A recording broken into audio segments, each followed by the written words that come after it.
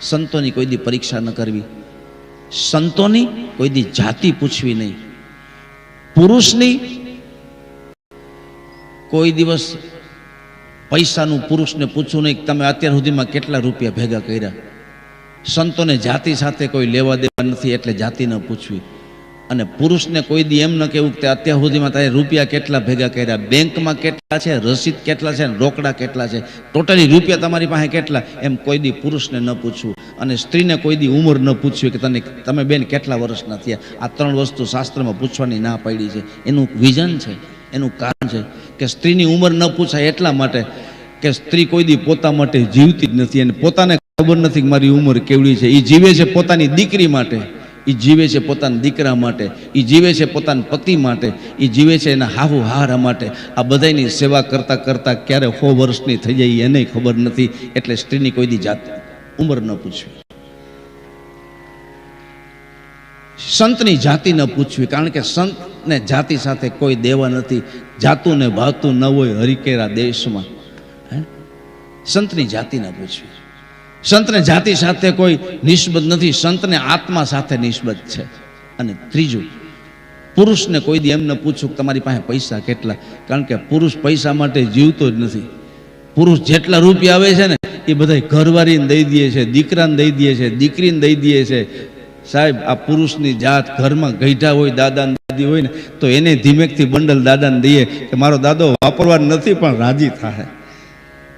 પુરુષ પોતા પાસે કાંઈ રાખવા માંગતો નથી. સાહેબ, રૂપિયાના ઢગલા ગાડીમાં લઈ આવે પણ દીકરી માગે આપી દે. રાતના 12 વાગે દીકરી બાપની બાજુમાં ચાક કરીને બેસી જાય કે મારે આવો ડ્રેસ લેવો છે, મારે આવું લેવું છે, તો એ બાપ દીકરીને ગાડીમાં બેહાડીને તરત જ એની ઈચ્છા પૂરી કરી દે. પછી ખર્ચો ગમે એટલો હોય. સાહેબ, આ પુરુષની જાત છે. પોતાને 5 જોડીમાં જિંદગી કાઢી નાખે પણ મારી દીકરી દુખી ન થવી જોઈએ. દીકરી બાજુમાં બેહાડીને પૂછે કે તું કેવી પ્રમાણે તારા લગ્ન કરું.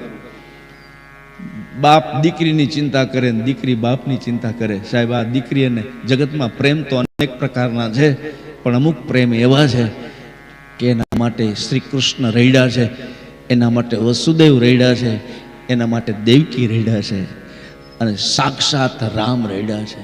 એ પ્રેમનું નામ છે બાપ અને દીકરી. એ પ્રેમનું નામ છે મા અને દીકરો. રામને ઘોડે ચડવાનો અવસર આવ્યો જનકપુરમાં. દશરથ રાજા છે, મા એકેય નથી. ખબર નહીં, દીકરાના જાનમાં માને નહીં જવાતું એવો રિવાજ હશે રઘુવંશમાં. જનકપુરમાં જ્યારે ફૂલેકું ચડ્યું અને રામ 16 શણગાર સૈજા અને પછી દશરથ રાજાએ કીધું કે બેટા હવે ઘોડા ઉપર બેસવાનું છે, તારે ફૂલેકું કાઢવાનું છે. ત્યારે રામને ઉતારો દીધો. એ અંતઃપુરના ભવનમાં જઈ અને રામ ધ્રુસકે ધ્રુસકે રડવા માંડ્યા. રામને રડતા જોઈને લક્ષ્મણ પણ રડે છે અને રડતા રડતા લક્ષ્મણ આ શુભ પ્રસંગમાં, આનંદના પ્રસંગમાં ધ્રુજતા ધ્રુજતા લક્ષ્મણજીએ બાપને ફરિયાદ કરી. દશરથ રાજાને એક મોટા ભાઈ રડે છે. ત્યારે દશરથ રાજા બધુંય છોડી કામ અને સીધો મારો દીકરો મોભી મારો ઢીલો પડી ગયો. સાહેબ, બધુંય સહન કરે પણ દીકરો જ્યારે ઢીલો પડે ને ત્યારે દીકરાને બાપની મર્યાદા એક હોય છે. બાપ દેખાડી નથી શકતો પણ દીકરા સામે વારે વારે જોઈ નજર રાખતો હોય. એના દીકરાને ઢીલો પડે ને ત્યારે દીકરો જોઈને હગે એમ બાપ પોતાની ઓફિસે જઈ બાપ એકના રૂમમાં જઈને ખૂબ દીકરાની ચિંતા કરીને રડી લેતો હોય છે. બાપને કાંઈ ન જોતું હોય, માત્ર એટલું જ છે મારો દીકરો ખુશ રહે. દીકરાને ખબર ન પડવા દે એમ. સાહેબ, કોઈ પ્રાર્થના કરતો હોય ને તો એ પાત્ર છે બાપનું. દીકરાનું નામ લઈને પ્રાર્થના બાપ કરતો હોય મંદિર પણ, દીકરો બાજુમાં ઊભો રહી જાય તો એ ધીમેકથી મનમાં નામ લે કે મારે કાંઈ નથી જોતું પણ એ દ્વારકાધીશ મારા દીકરાને તું બધી ઈચ્છા પૂરી કરજે. આ બાપ છે સાહેબ, આ માં છે સર્વસ્વ લૂંટાવી દે.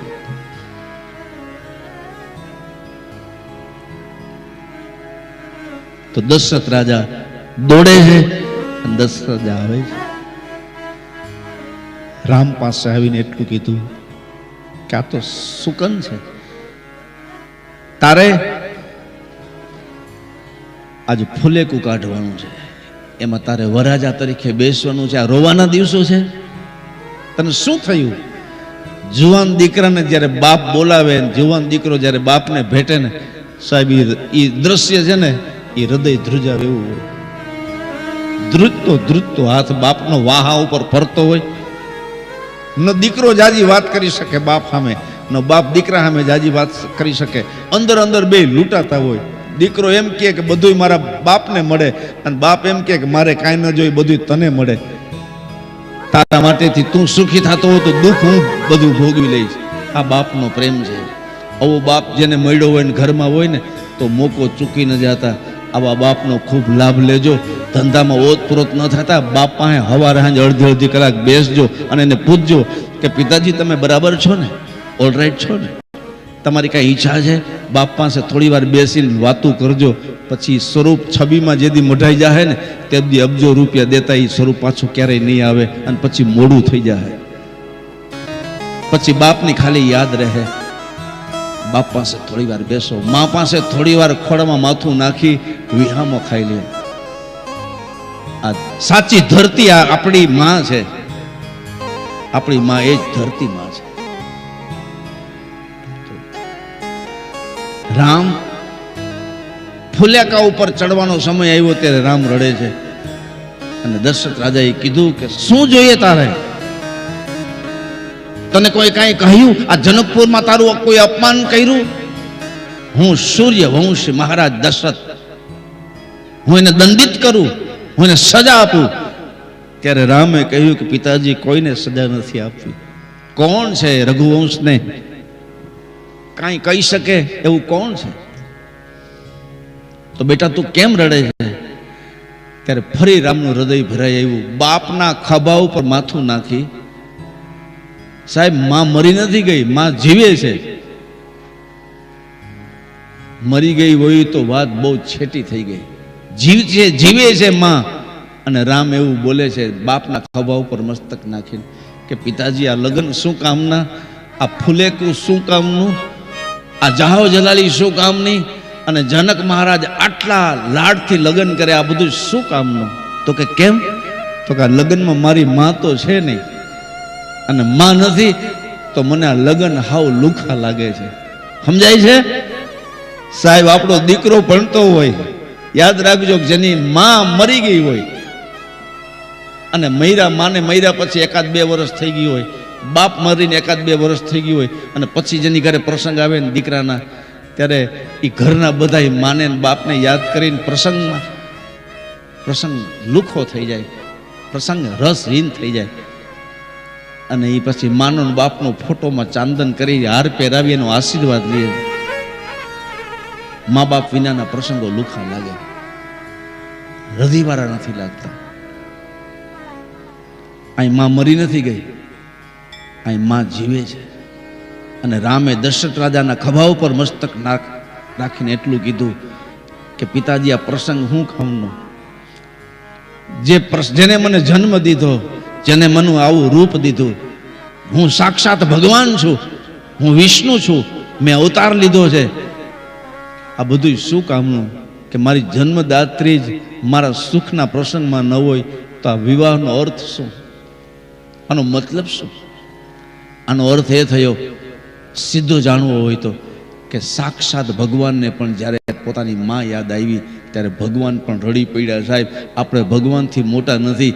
આપને આપણી માં યાદ આવે તો આપણે રડવું આવે. ભગવાનને યાદ લાગવું પડે. કૃષ્ણને યાદ લાગવું પડ્યું હતું. વ્રજમાં દેવકીએ થાળી પીરસીને જ્યારે માખણ જોયું થાળીમાં, ત્યારે કૃષ્ણ રડવા માંડ્યા. ઉદ્ધવજીને સંદેશો લઈને મોકલો અને કીધું કે આજે મેં મારી થાળીમાં માખણ જોયું. દેવકીએ પીરસ્યું છે, પણ માખણ જોઈને મને યશોદા યાદ આવી છે, મને વ્રજ યાદ આવ્યું છે. જ્યારે જ્યારે ભગવાનને માં યાદ આવી ત્યારે ભગવાન રડ્યા છે. તો માનો મહિમા બહુ મોટો છે, અદ્ભુત છે.